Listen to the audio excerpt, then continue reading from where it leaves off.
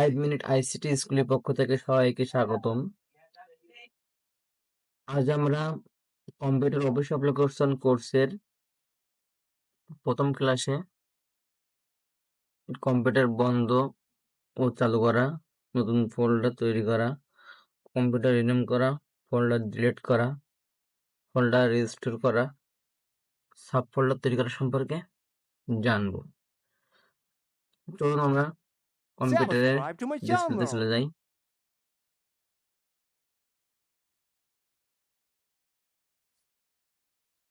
মাউসের right button click করব, click করার পরে এরকম একটা ডায়লগ বক্স আসবে। তারপর এখান থেকে নিউতে ক্লিক করব, নিউ থেকে ফোল্ডারে মাউসের লেফট বাটন ক্লিক করব। আমাদের ফোল্ডার তৈরি হয়ে গেছে। এখন ফোল্ডারটা আমরা এখানে আনলাম। নেক্সট কাজ হচ্ছে আমাদের Subscribe to my channel. Folder rename করা। ফোল্ডারের উপর আমি মাউসের রাইট বাটন ক্লিক করব, করার পরে লেফট বাটন ক্লিক করব, সিলেক্ট করে দিয়ে রিনেমে ক্লিক করব। এখানে আমি ফোল্ডারটা নাম চেঞ্জ করতে পারবো। তারপরে ফোল্ডারটা ডিলিট করা, ফোল্ডারটা আমরা সিলেক্ট করব, সিলেক্ট করার পরে রাইট বাটন ক্লিক করব, রাইট বাটন ক্লিক করার পরে এই যে ডায়লগ বক্স আছে, এই ডায়লগ বক্সের ভিতরে ডিলিট অপশনে গিয়ে আমরা লেফট বাটন ক্লিক করে ডিলিট করে দেবো। ডিলিট। ফোল্ডার রেজিস্টার করার ক্ষেত্রে ফার্স্ট আমরা একটি ফোল্ডার তৈরি করব। একটা ফোল্ডার তৈরি করলাম, আমি আরো একটি ফোল্ডার তৈরি করলাম, আমি আরো একটি ফোল্ডার তৈরি করলাম। তারপরে কিবোর্ডের কন্ট্রোল বাটন চেপে ধরে ফোল্ডার কাটা সিলেক্ট করলাম। সিলেক্ট করার পরে আমি রাইট বাটন চাপ দিলাম, চাপ দেওয়ার পরে এই ডায়লগ বক্সের ভিতরে আমি আবার রিনেম করলাম, 20 লিখলাম, যে আমার প্রতিটা ফোল্ডারের নাম চেঞ্জ হয়ে গেছে। এবার এই ক্ষেত্রে আমি এখান থেকে দুইটা ফোল্ডার ডিলিট করে দিব। সিলেক্ট করলাম, কন্ট্রোল চেপে ধরে সিলেক্ট, মাউসের রাইট বাটন চাপ দেওয়ার পরে সিলেক্ট হয়ে গেল। তারপরে মাউসের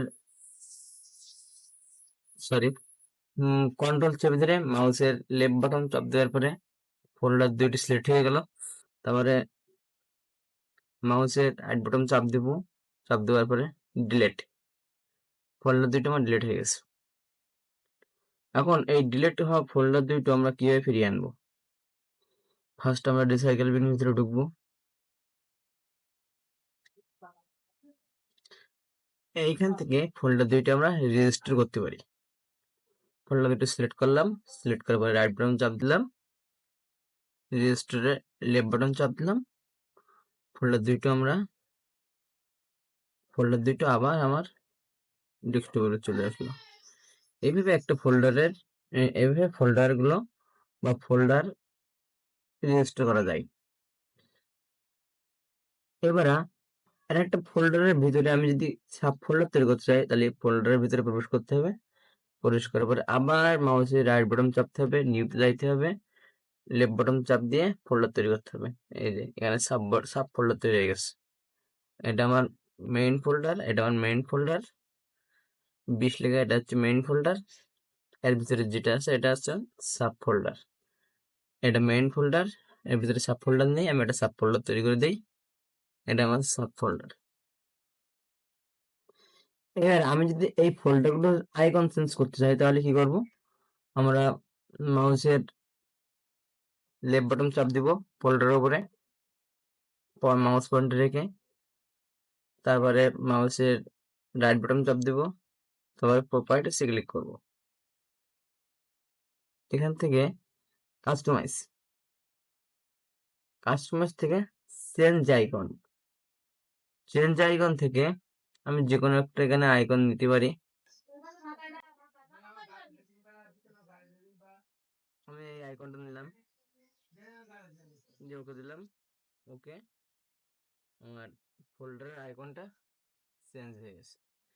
তাহলে আমরা ফোল্ডার রিসেট, নতুন ফোল্ডার তৈরি, ফোল্ডার রিনেম, ফোল্ডার ডিলিট করা, সাব ফোল্ডার তৈরি করা এবং ফোল্ডারের আইকন পরিবর্তন করা, আমরা খুব সহজেই এই কাজগুলো করতে পারবো। ধন্যবাদ সবাইকে। লাইক, কমেন্ট ও সাবস্ক্রাইব করে পাশে থাকবেন নতুন নতুন আরো ভিডিও পাওয়ার জন্য।